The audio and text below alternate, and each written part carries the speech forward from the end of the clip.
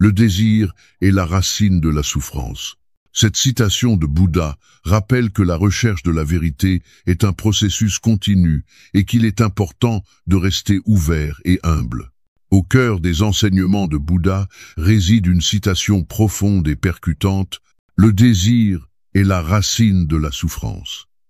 Ces mots révèlent une vérité intemporelle sur la nature humaine et la relation complexe entre nos désirs et notre expérience de la souffrance. Dans notre quête incessante de satisfaction et de bonheur, nous sommes souvent pris au piège de nos propres désirs. Le désir, dans sa forme la plus élémentaire, est un attachement à quelque chose que nous n'avons pas ou à quelque chose que nous souhaitons changer dans notre vie actuelle. Il peut s'agir du désir de posséder des biens matériels, de rechercher la réussite sociale, de vouloir des relations parfaites ou même de chercher à contrôler notre propre expérience. Bouddha nous rappelle que ce désir constant, cette soif inextinguible, est à la racine même de notre souffrance.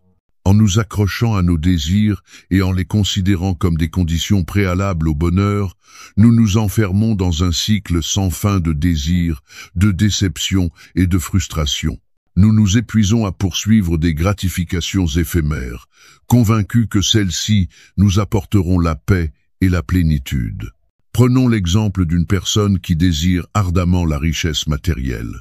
Elle croit que l'accumulation de biens et de possessions lui apportera le bonheur et la sécurité. Cependant, à mesure qu'elle poursuit son désir, elle se rend compte que même lorsque ses souhaits sont exaucés, un nouveau désir surgit immédiatement. Elle est prisonnière d'un cercle vicieux où la satisfaction est toujours temporaire et éphémère. Sa souffrance provient précisément de son attachement à ce désir sans fin. De même, les désirs liés aux relations humaines peuvent également engendrer de la souffrance. Lorsque nous attendons des autres qu'ils comblent nos besoins émotionnels, nous nous exposons à la déception et à la douleur. Le désir de trouver l'amour parfait ou des amitiés idéales peut nous conduire à créer des attentes irréalistes, à projeter nos idéaux sur les autres et à éprouver de la frustration lorsque nos attentes ne sont pas comblées. Cette souffrance provient directement de notre attachement à ces désirs relationnels. La sagesse de Bouddha réside dans sa proposition de transcender le désir et de trouver la libération de la souffrance qui en découle.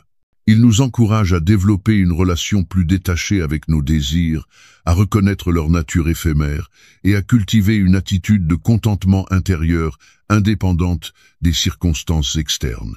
Cela ne signifie pas que nous devons réprimer nos désirs ou nous couper de toute ambition.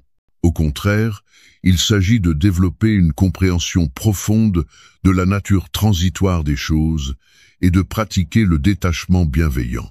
En reconnaissant que les désirs sont des fluctuations impermanentes de l'esprit, nous pouvons aborder la vie avec une plus grande sagesse et une acceptation tranquille. La voie vers la libération de la souffrance réside dans la pratique de la pleine conscience et de la compassion envers soi-même et les autres. En observant nos désirs sans jugement, nous pouvons prendre conscience de leur emprise sur notre bien-être mental et émotionnel.